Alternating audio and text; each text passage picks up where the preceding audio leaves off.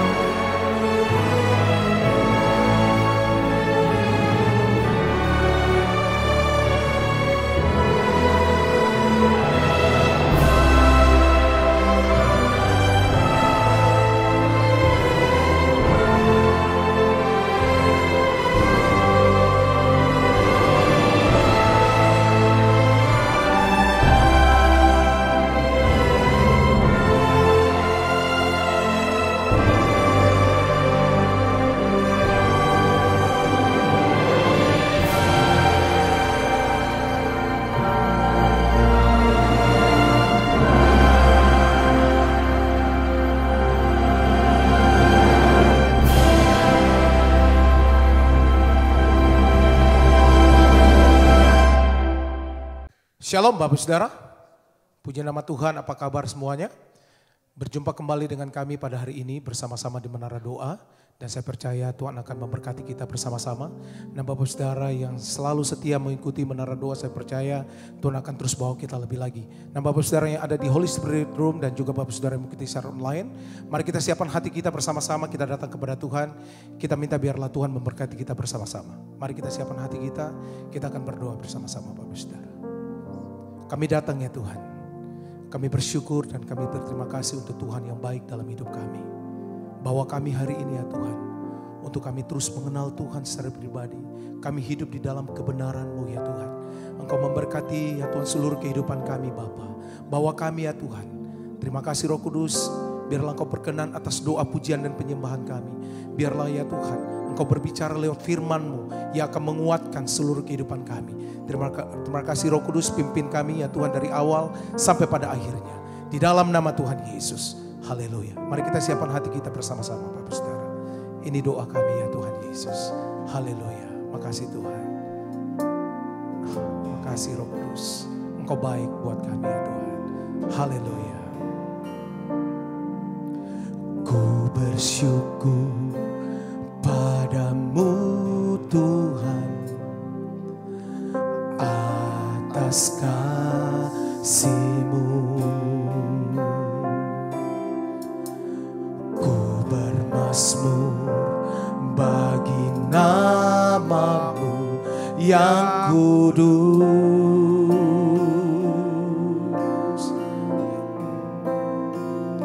Sebab Engkau kebenaranku, padamu ku percaya.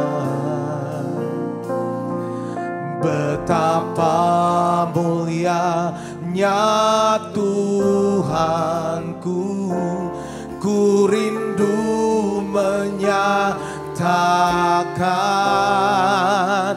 tinggikan diri-Mu, mengatasi langit. Kebesaran-Mu Tuhan, mengatasi bumi. Tinggikan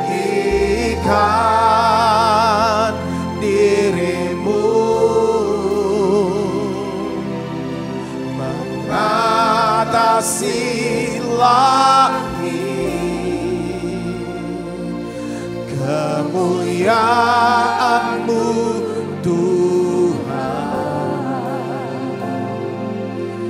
mengatasi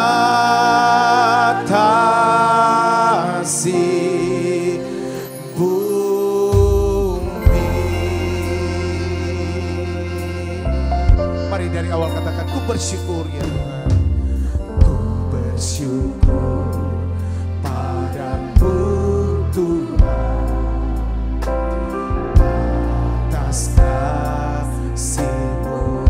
Kami bermazmur Tuhan, ku bermazmur bagi nama-Mu yang kudus,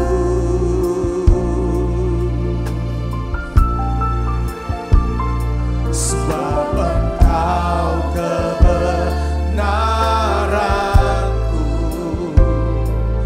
padamu ku percaya. Betapa mulianya Tuhanku, ku rindu menyatakan. Tinggikan, tinggikan dirimu mengatasi langit, kebesaran-Mu Tuhan mengatasi bumi. Oh tinggikan dirimu mengatasi langit, kemuliaan-Mu, kemuliaan-Mu Tuhan mengatasi bumi. Mari lebih lagi sembah Dia.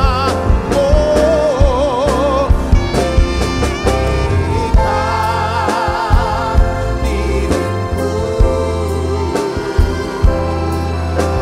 mengatasi langit,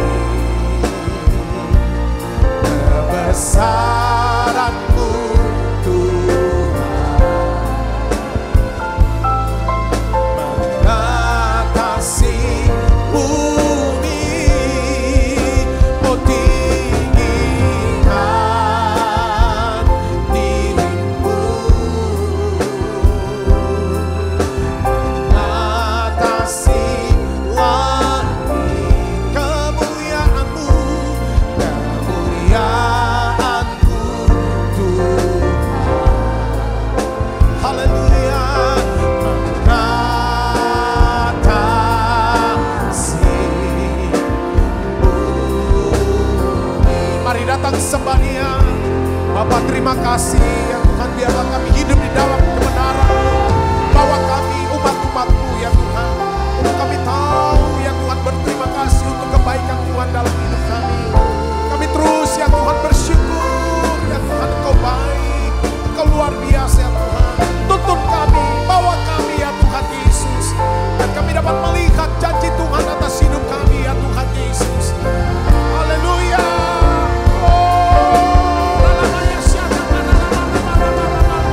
Engkau baik Tuhan Yesus. Haleluya. Biarlah kemuliaan-Mu ya Tuhan memenuhi hidup kami ya Tuhan Yesus.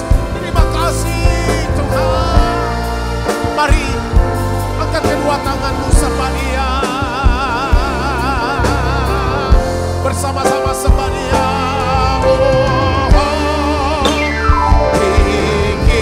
Tinggikan dirimu mengatasi langit,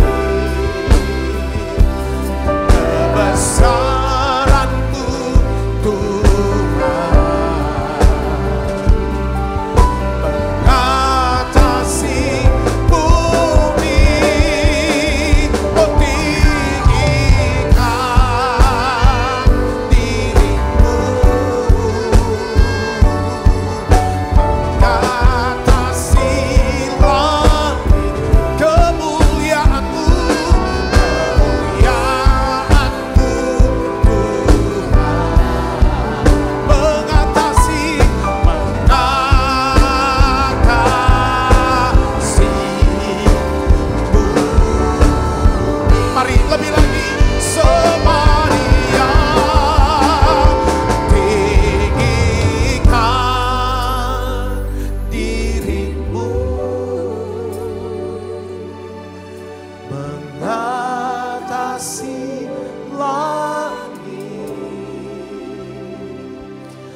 kebesaran-Mu Tuhan,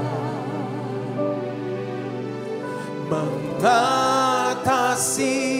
bumi, tinggikan diri-Mu, mengatasi langit, kemuliaan-Mu Tuhan, mengatasi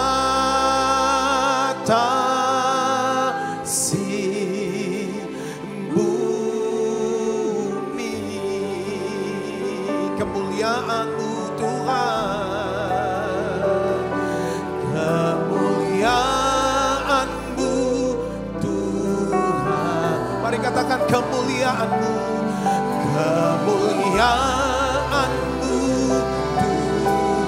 Oh Tuhan, kemuliaan-Mu Tuhan. Katakan mengatasi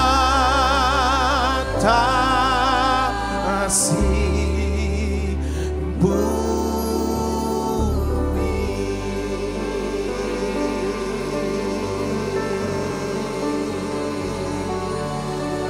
Mari Bapak Saudara sembah Dia, bawa hidupmu, sembah Dia.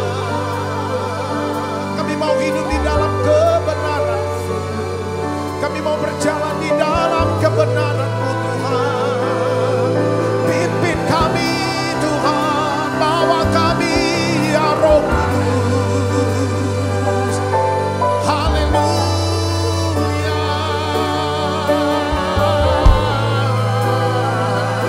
Mari jemaat Tuhan, sembah Dia, bawa hidupmu sekarang. Haleluya.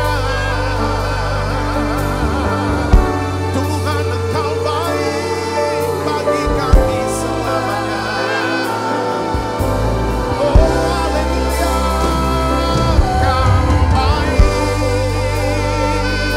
Kau luar biasa Tuhan. Berjalanlah, berjalanlah dengan kami. Haleluya.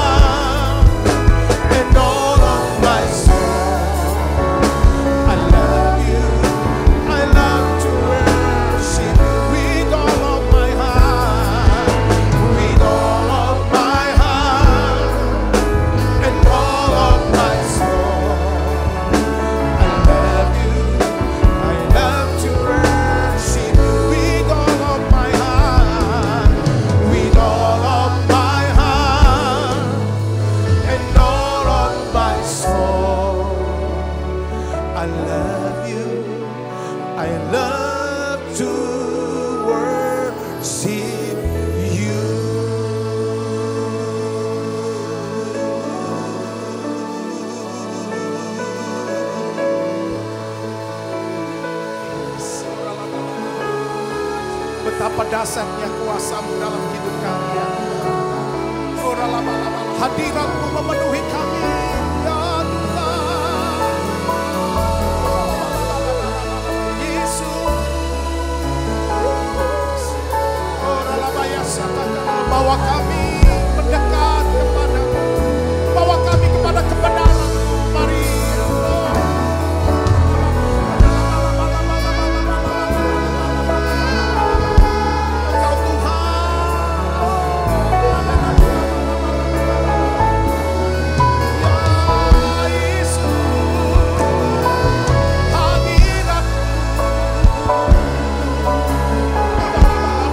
Haleluya.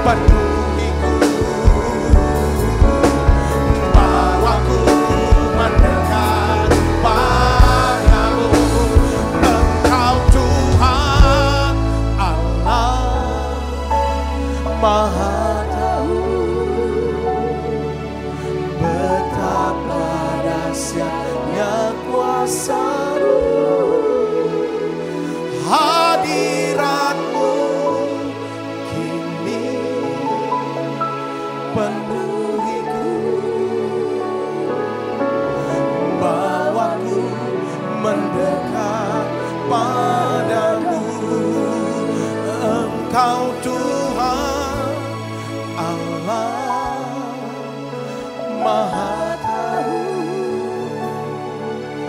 betapa dahsyatnya kuasa-Mu,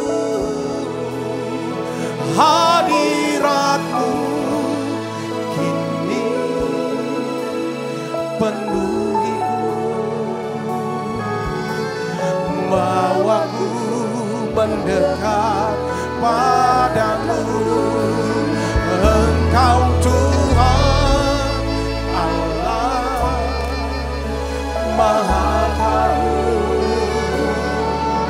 betapa dahsyatnya kuasa-Mu, hadirat-Mu ini penuhiku,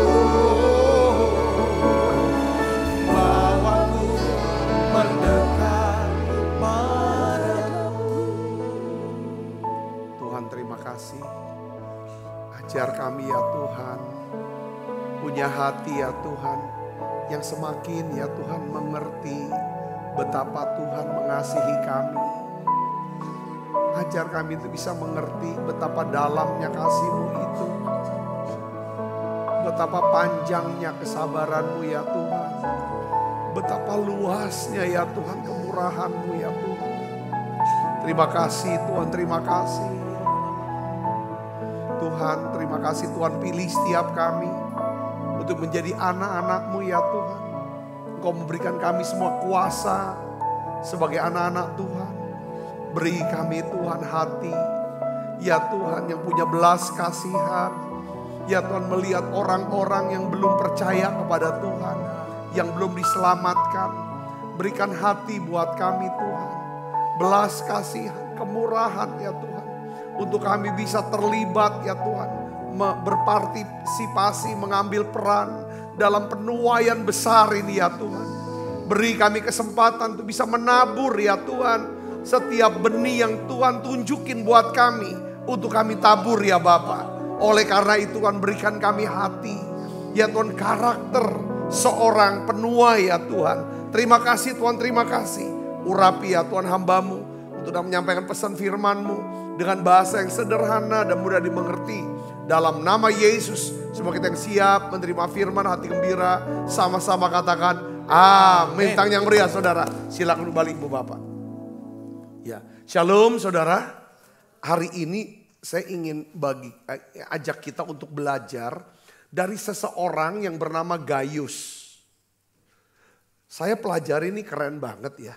Sampai satu kitab di dalam Perjanjian Baru menulis tentang Gaius.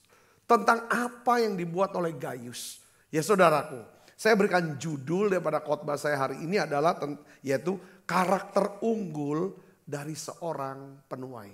Ya, karakter daripada seorang penuai. Saya ingin ajak saudara untuk baca supaya dapatkan keseluruhan daripada kisah ceritanya.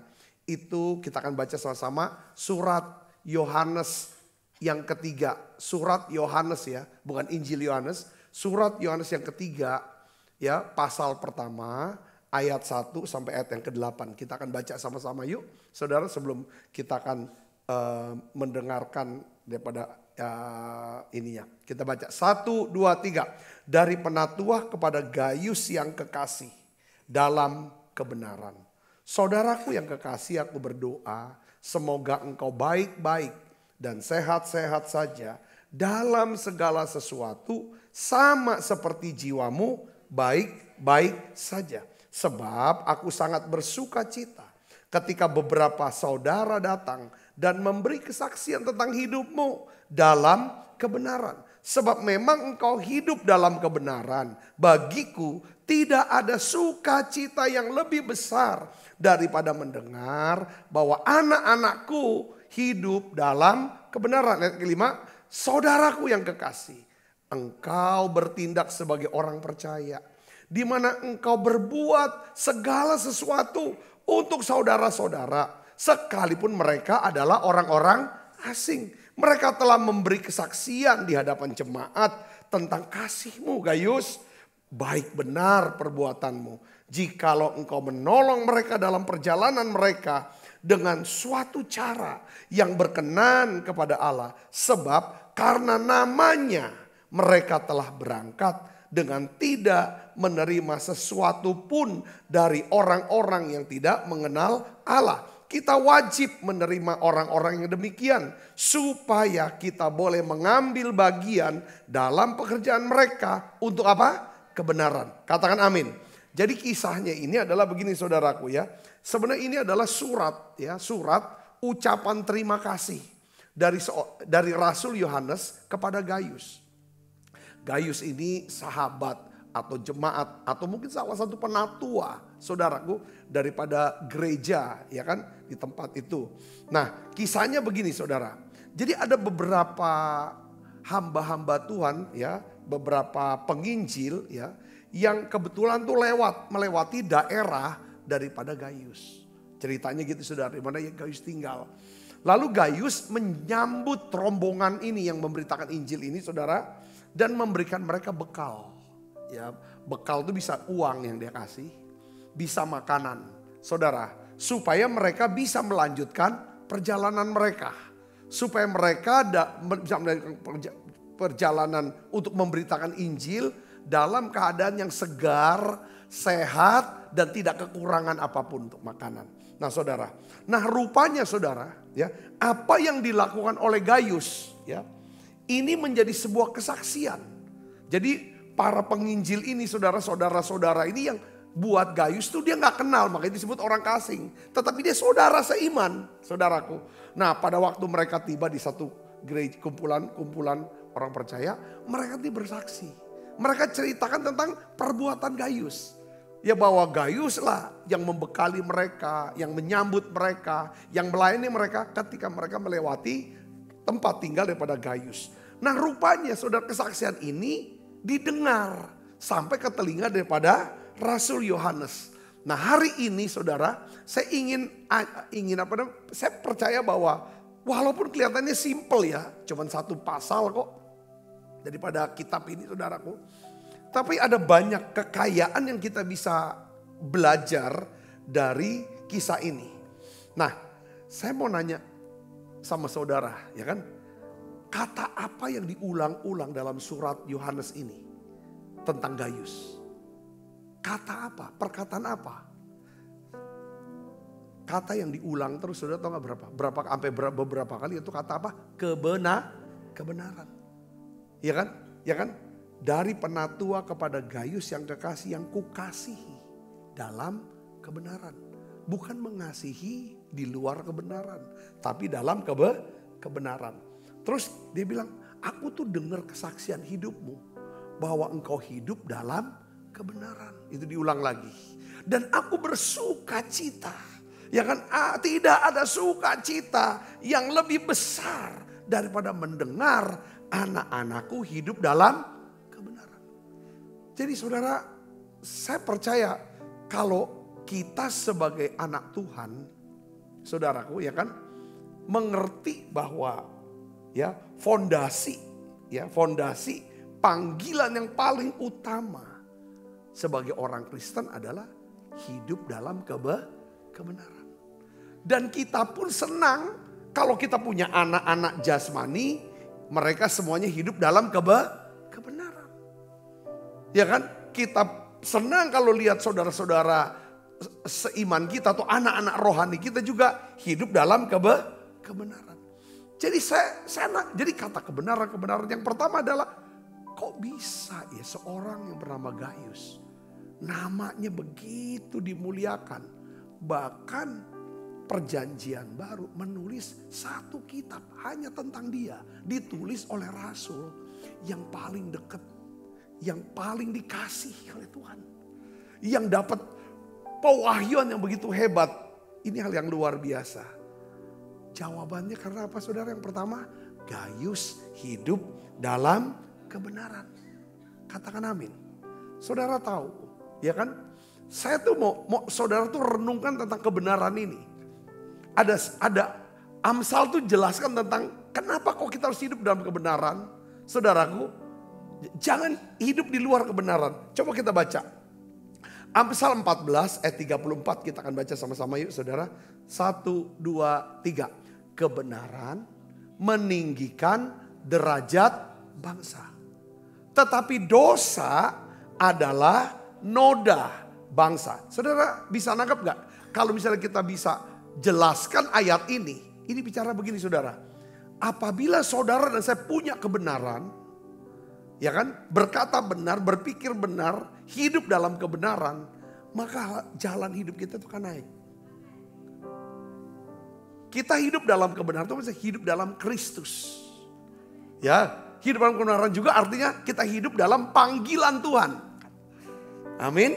Kita hidup dalam kebenaran artinya apa saudara? Apa yang Tuhan rancangkan, apa yang Tuhan kehendaki, itulah yang kita turuti. Itu namanya hidup dalam kebenaran.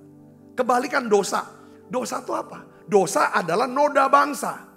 Maksudnya gini, setiap orang yang hidup dalam dosa, maka jalan hidupnya itu akan turun. Turun saudara. Dosa itu bukan cuma sekedar membunuh, mencuri, berzina. Saudara, berdusta, bukan. Dosa itu kan dalam bahasa Yunani hamartia. Hamartia itu adalah melenceng dari sasaran. Sasaran apa? Kehendak Tuhan. Jadi sebenarnya pergulatan hidup orang Kristen sebenarnya itu adalah bagaimana kita bisa mewujudkan doa Bapa kami. Datanglah kerajaan, bukan kerajaan saya. Jadilah kehendak-Mu di bumi ini seperti di surga. Yang ada dalam hidup kita bergumulnya adalah bagaimana kehendak kita itu terjadi. Ketika kita paksakan kehendak kita, maka pada saat itu kita hamartia. Saya kasih contoh. Kalau kita sudah hamartia, jalan hidup kita menurun. Saya kasih contoh siapa? Yunus. Kita tahu bahwa Tuhan memanggil Yunus untuk pergi kemana? Ke Niniwe. Tetapi Alkitab jelaskan bahwa di ayat Yunus 1, ayat 3 dikatakan Yunus bersiap melarikan diri kemana? Ke Tarsis. Jauh dari hadirat Tuhan. Artinya Yunus hamartia. Yunus tidak hidup dalam kebenaran. Kita lihat orang yang tidak hidup dalam kebenaran, hidupnya tuh akan turun. Orang hidup dalam dia hidup dalam hamartia, hidup dalam dosa. Jadi mungkin aja dia tidak bunuh, tidak curi, tidak zina. Tapi kalau misalnya hidupnya melenceng dari kehendak Allah, itu udah hamartia. Mengambil jalan, kita sesat karena mengambil jalannya sendiri. Lihat saudaraku, ya kan? Karena Yusuf, aku tidak mau ke Niniwe, aku mau ke Tarsis. Saudara, jadi dia kan jalannya turun. Yang pertama apa? Dia turun ke kota Yafo. Yang kedua, dia turun ke mana? Ke kapal. Yang ketiga, dia turun ke ruangan paling bawah dalam kapal. Lalu dia tidur lambang daripada tidak berdoa. Kalau orang hamartia.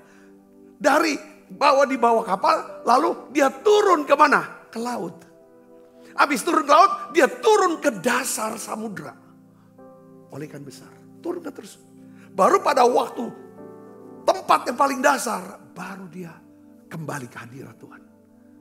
Dengan cara apa? Dia bertobat, dia berseru pada Tuhan. Dia minta ampun sama Tuhan. Dan dia serahkan hidup dia. Saat itu Tuhan bawa dia naik. Sampai hari ini nama Yunus itu dimuliakan. Bahkan Yesus, saudaraku, menyebut, ya kan, nama Yunus. Ya kan?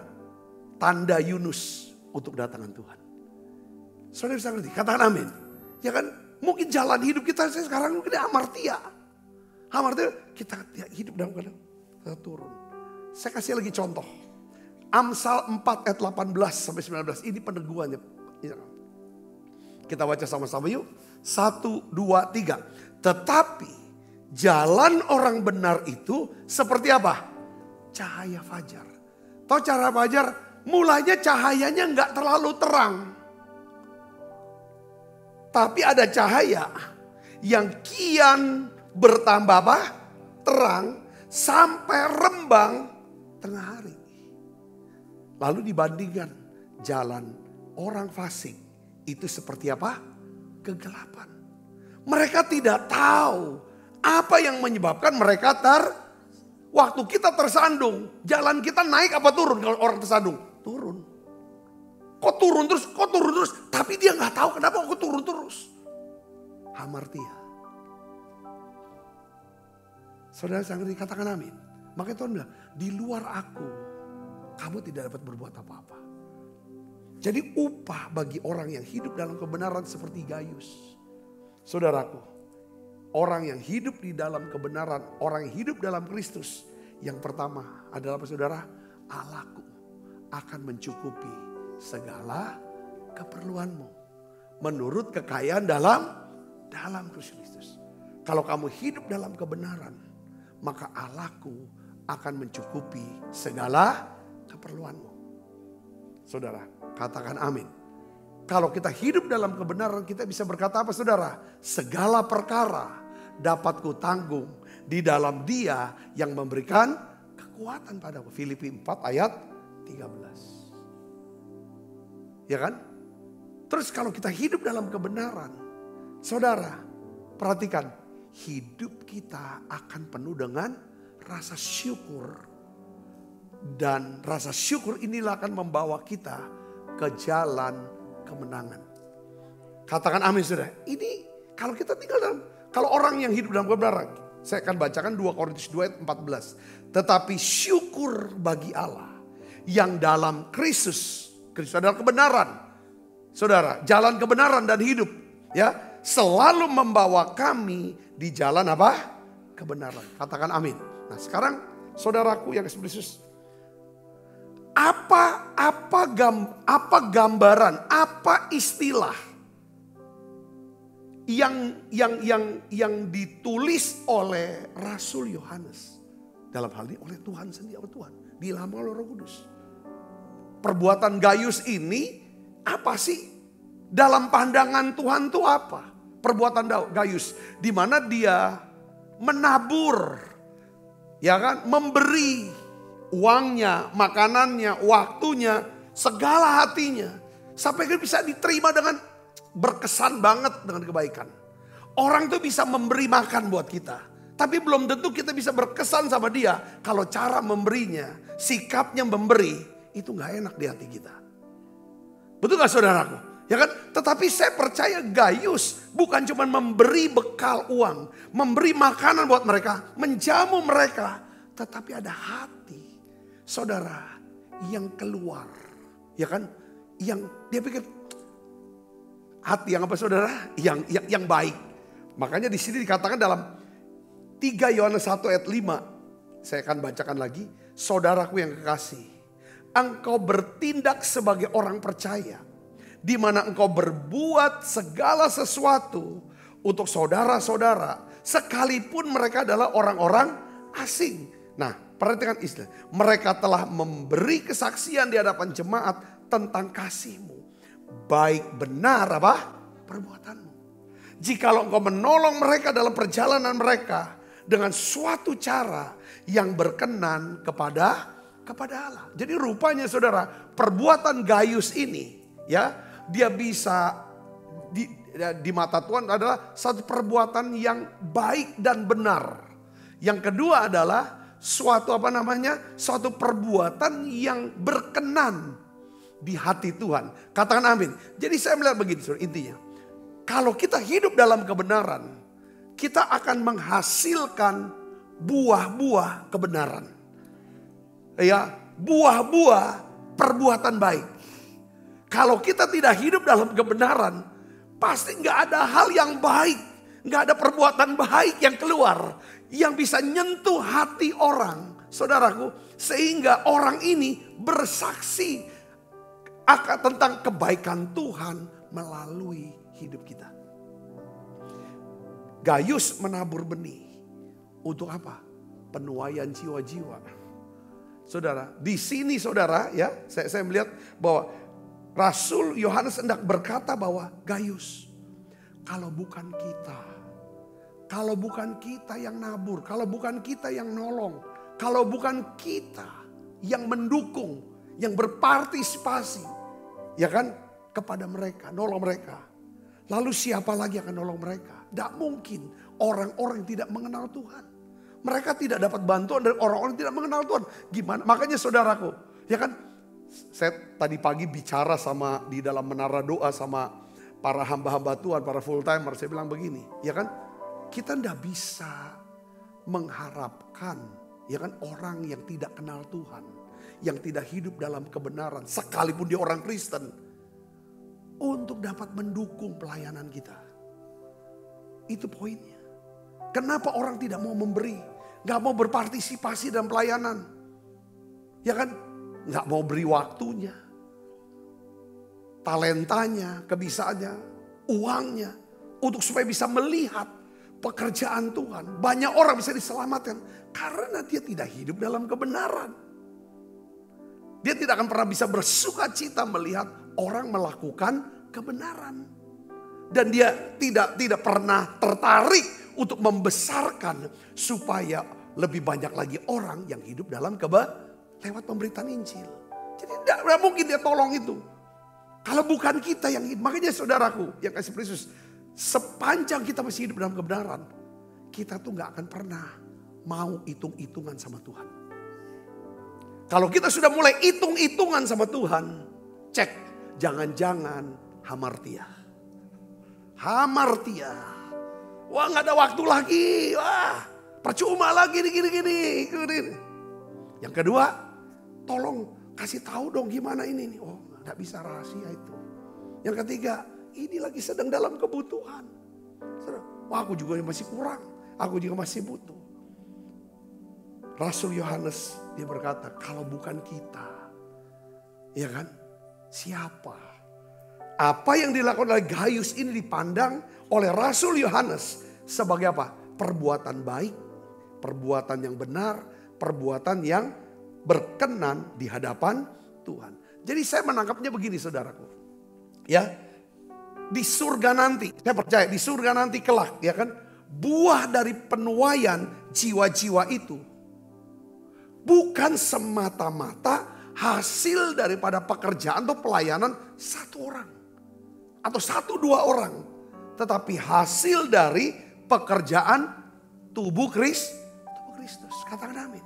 Jangan ada satu orang pun yang klaim dia tuh bertobat karena aku loh, aku yang layanin loh, atau gereja ini bisa ada karena aku loh yang rintis. Tidak boleh.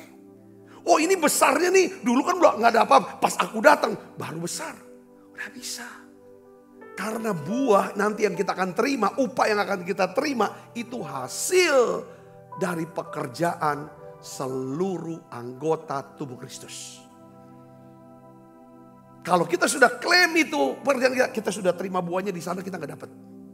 Kita nggak dapat bagian dalam hal itu. Makanya pada waktu kita terima mahkota saudara, apa? Karena kita sadar, ini sebenarnya aku gak layak. Peran aku itu cuma berapa sih? Makanya ketika menjawab, dilemparkan lagi mahkota itu di depan Tuhan. Di tua-tua itu. Saudara bisa mengerti sini, katakan amin. Jadi dari Gaius ini saya banyak belajar saudaraku. Yang kemarin renungan, saya merenung. Wah iya ya Tuhan. Hidup kita ini hidup karena anugerah. Kalau kita bisa melayani, ya kan, kita bisa dilibatkan. Ya saudaraku, itu semata-mata anugerah daripada Tuhan. Yang ngerti katakan amin. Nah, saya ingin dalemin lagi begini saudara. Apa yang menyebabkan kok Gaius, saudaraku, ya kan, mau bisa punya mata yang melihat ini kesempatan untuk nabur. Ini kesempatan aku untuk berbuat baik. Ini kesempatan aku menolong. Apa yang membuat saudaraku? Saudara lihat sini. Ya, itu di dalam ayat yang kedua, 3 Yohanes 1 ayat 3. Kita akan baca sama-sama lagi saudara. Ini ayatnya. Ya, 3 Yohanes 1 ayat yang kedua. Kita baca sama-sama yuk. 1, 2, 3. Saudaraku yang kekasih, aku berdoa semoga engkau baik-baik dan sehat-sehat saja dalam segala. Doanya Rasul Yohanes adalah kepada Gaius, aku doa supaya kamu baik-baik dan dalam segala sesuatu. Artinya apa? Rohaninya, jasmaninya, hubungannya, dan juga keuangannya. Saudara, dia doa supaya keempat ini baik-baik. Terus hal ini bisa baik karena apa saudara? Kita baca. Sama seperti apa? Jiwamu baik-baik saja. Kalau yang di dalam yang namanya jiwa ini, roh kita, hati kita, saudara, melimpah baik-baik. Kalau dalam bahasa Inggrisnya namanya prosper. Melimpah, berkelimpahan, makmur. Kalau hati kita besar, ya kan? Kalau hati kita besar, pikiran kita besar. Ya kan, hati kita berlimpah dengan syukur, berlimpah, kaya hati kita. Maka rohani kita, jasmani kita, hubungan kita, keuangan kita itu akan berlimpah. Kata kuncinya itu di dalam. Yang ngerti katakan amin. Soal kaya dan miskin itu bukan soal masalah kantong atau jumlah uang di rekening bank kita. Itu bukan itu kalau menurut. Ya kan Alkitab benar. Itu dimulai di mana? Di dalam hati kita. Dalam pikiran kita. Katakan amin. Itu yang pertama. Makanya saudara yang Kristus. Yang kedua adalah yang saya lihat begini. Karena jiwanya baik. Pasti Gaius ini ada. Kalau dia bisa berbagi saudara. Ini saya kan rombongannya bukan 1-2 loh kalau zaman dulu. Ya kan saya lama aja. Memang Tuhan utus 2-2. Saya yakin itu menurut komentar. Ini rombongan yang dia bekali. Jumlahnya cukup besar. Jadi banyak. Saya yakin Gaius sudah belajar. Hidup.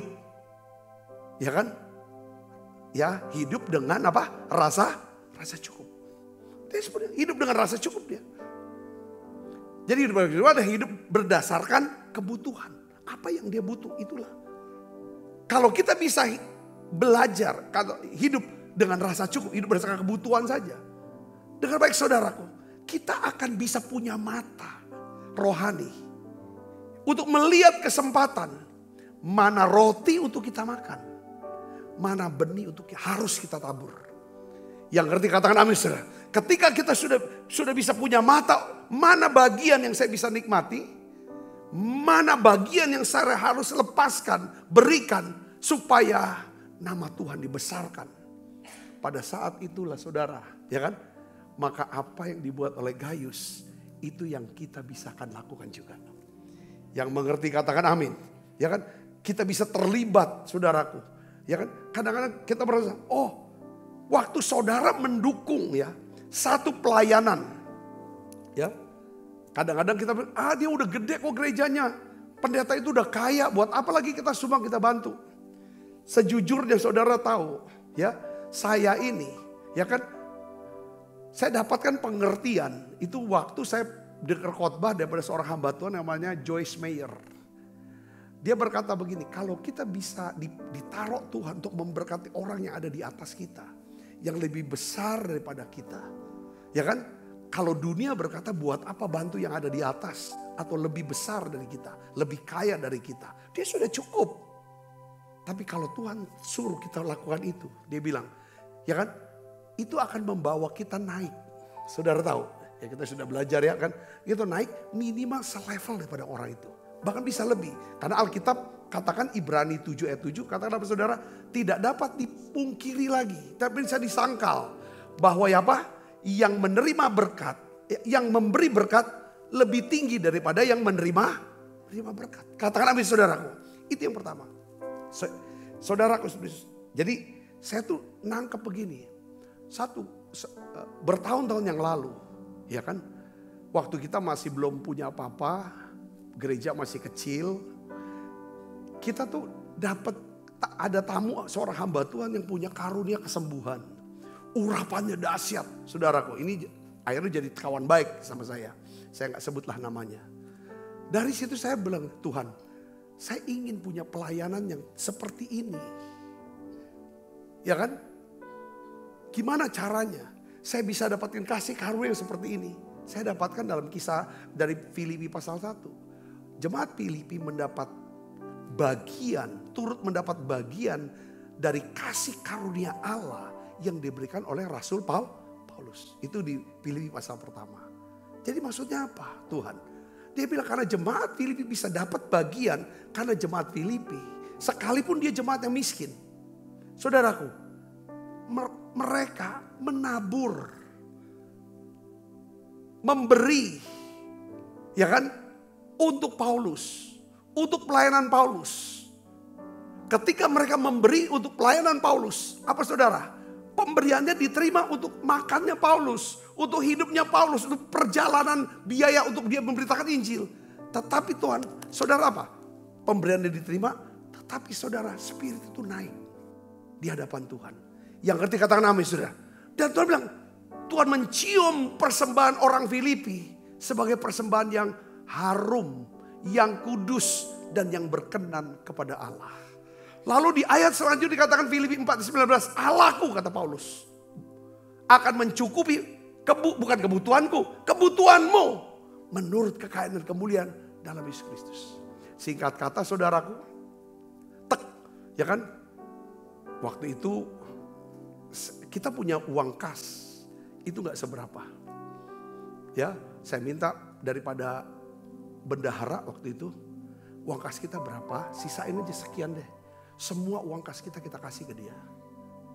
Plus saya ingat daripada tabungan saya sedikit. Itu Tuhan yang suruh, saya tabur dia. Saya bilang, Tuhan, persembahan ini karena aku ingin supaya terlibat turut bagian dalam pelayanannya dia. Pelayanan untuk menyembuhkan banyak orang sakit kemanapun dia pergi. Ya kan, inilah pembiayaan untuk dia. Biarlah Tuhan juga lipat gandakannya supaya saya pun bisa dipakai sama seperti dia untuk menyembuhkan banyak orang sakit. Dan pelayanan itu pada waktu itu adalah hari Selasa, saya ingat. Doa pengurapan. Taunya saudara, di salah satu hotel di Palembang. Itu hotel Sanjaya pada waktu itu, saudaraku. Ya banyak orang alami kelepasan dan lain sebagainya. Singkat kata saya mau kasih tahu saudaraku bahwa itulah benih dari pelayanan doa pengurapan di gereja ini. Dan kita melihat lewat doa pengurapan, hadirat Allah, kesembuhan, mukjizat itu terjadi. Jadi ada kuasa pelipat gandaan di dalam sebuah benih yang ditabur. Yang ngerti katakan amin. Yang ngerti katakan amin. Itu betul. Saya melihat juga gini. Ini saya mau cerita tentang bagaimana Gaius. Ya, bagaimana juga jemaat Filipi. Ya kan? Saya melihat gembala pembina kami itu adalah seorang penyembah. Awal-awal kaset-kasetnya itu banyak mengubah kita dan lain sebagainya. Dan memang gereja ini panggilannya adalah pemulihan daripada Pondok Daud. Ya, pujian, penyembahan, unity dan lain sebagainya. Saudara tahu bahwa saya dilahirkan dari keluarga yang gak bisa nyanyi. Kalau suara, tiga bersaudara, ya kan. Suara kami semuanya falas kalau nyanyi, saudara. Ya, saya punya adik juga masih, adik kalau nyanyi kita semua falas. Dan saya juga tahu saya suaranya falas. Saya bilang, Tuhan, saya ini gembala, saya ingin bisa nyanyi seperti gembala pembina saya, Pak Niko. Ya kan? Tuhan bilang satu hari, omong pribadi, saudaraku, kamu harus ambil bagian. Seperti turut ambil bagian dalam pelayanan dia sebagai seorang penyembah. Supaya benih ini melipat gandakan pelayanan dia. Dan pelipat gandaan itu masuk kepada diri kamu. Kamu juga dipakai untuk membawa banyak orang masuk hadirat Tuhan. Katakan amin. Walaupun suara saya gak masuklah kualifikasi seorang penyanyi rohani, artis rohani. Paling tidak suaranya gak lari, saudara sekarang. Saya bisa ngerti, katakan amin. Dan lewat pujian penyembahan, hadirat Allah itu dapat. Saya tutuplah dengan ayat inilah, saudara ya. Matius 10 ayat 1. Matius 10 ayat 1, lalu Matius 40 42. Ya. Di sini Tuhan Yesus mau menjelaskan tentang partisipasi, peran serta kita dan upah bagi penabur benih untuk penuaian jiwa-jiwa. Kita baca yuk, Matius 10 ayat 1. Yesus memanggil ke-12 muridnya dan memberi kuasa kepada mereka untuk mengusir roh-roh jahat dan untuk melenyapkan segala penyakit dan segala kelemahan. So, terus saya lompat langsung. Pek, Yesus ngomong gini, saudaraku. Udah ini kan, dia ngomong apa? Ayat 40, kita baca 1, 2, 3. Barang siapa menyambut kamu ia menyambut aku. Dan barang siapa menyambut aku, ia menyambut dia yang mengutus aku. Bayangin saudara, siapa yang menyambut kamu? Tuhan Yesus berkata kepada murid-murid ini kan, dia menyambut Yesus. Menyambut itu bisa menghormati. Ya, menyambut itu menghormati. Cara penghormatan kan bisa lewat kata-kata yang sopan. Yang kedua, lewat sikap hati yang benar. Yang ketiga, lewat apa saudara? Pemberian. Itu namanya menyambut, katakan amin. Ketika kita menghormati seseorang, pasti bahasa kita bahasa yang baik. Supaya perasaan dia itu bagus. Karena kata-kata kita adalah benih bagi perasaan. Ya kan saudaraku? Tuhan bilang, siapa menyambut kamu, dia nyambut Tuhan. Yesus. Siapa nyambut Yesus, dia nyambut daripada Allah. Baca lagi saudara, ayat 1. 1, 2, 3. Barang siapa menyambut seorang nabi sebagai nabi, ia akan menerima upah nabi. Dan barang siapa menyambut seorang benar sebagai orang benar, ia akan menerima upah orang benar. Dan barang siapa memberi air sejuk secangkir saja pun kepada salah seorang yang kecil ini, maka ia muridku. Aku berkata kepadamu, sesungguhnya ia tidak akan kehilangan upahnya daripadaku. Ketika Yesus, jadi saudara gini. Jadi artinya apa di sini? Kalau kita bisa menyambut seorang nabi sebagai nabi. Kalau kita nyambut seorang, ini tuh Bapak gembala saya loh. Sambut dia sebagai gembala. Jangan sebagai sahabat lama kau. Sebagai adik, itu kan adik aku. Itu seperti orang Nazaret tidak menyambut Yesus sebagai Tuhan, sebagai nabi. Dia gak dapat upah sebagai nabi. Saya ngerti gak di sini poinnya? Katakan amin. Ya kan? Ya.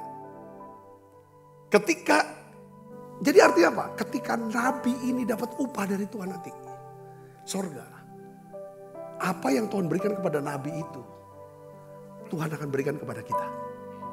Itulah maksudnya saudara. Kewajiban kita adalah mengambil bagian atau menabur untuk penuaian jiwa-jiwa dari apa yang ada yang diberikan Tuhan kepada kita. Berupa apa?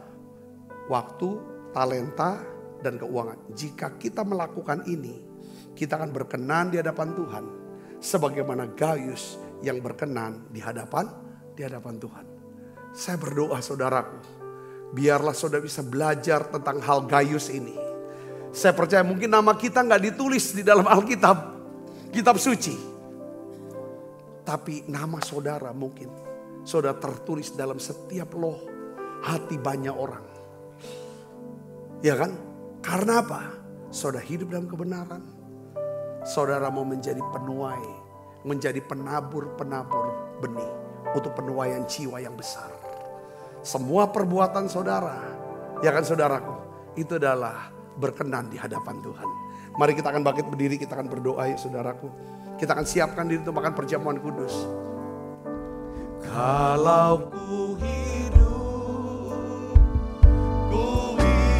bagimu, hatiku tetap menyembahmu. Yang tak bisa menjauhkanku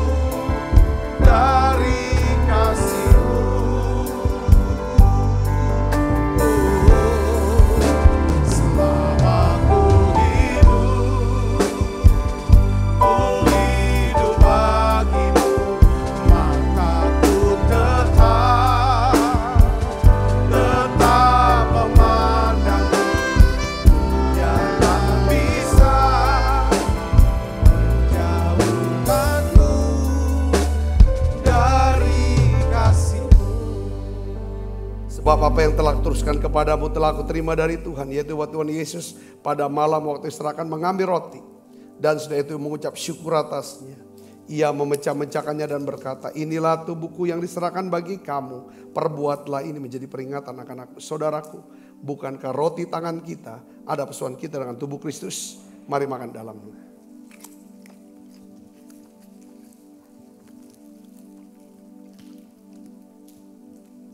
Angkat cawan. Demikian juga mengambil cawan. Sesudah makan lalu berkata, cawan ini perjanjian baru.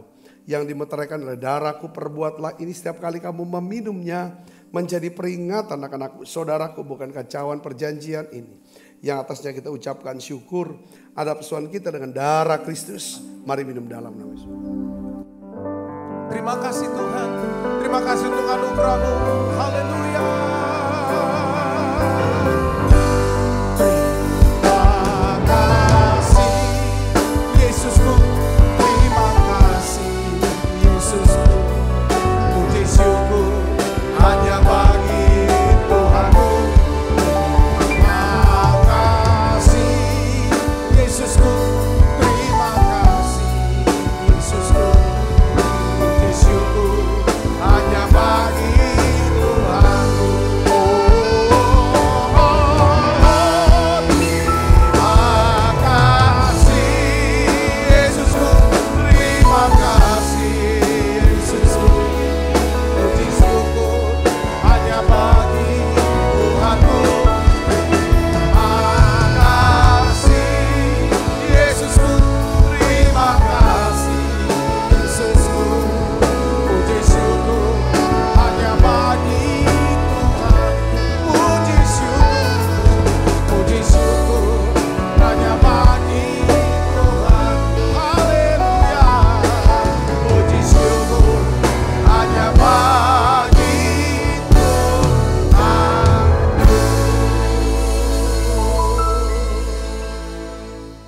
Mari buka kedua kekasih Kristus, terimalah berkat yang berlimpah-limpah daripada Allah Bapa. Di dalam anaknya yang tunggal Tuhan kita Yesus Kristus. Persoalan yang manis para Roh Kudus menyertai kita semua mulai saat ini sampai Yesus datang menjemput permai dan sampai selama-lamanya. Semua kita percaya berkati sama-sama katakan amin. Tuhan berkati saudara semuanya.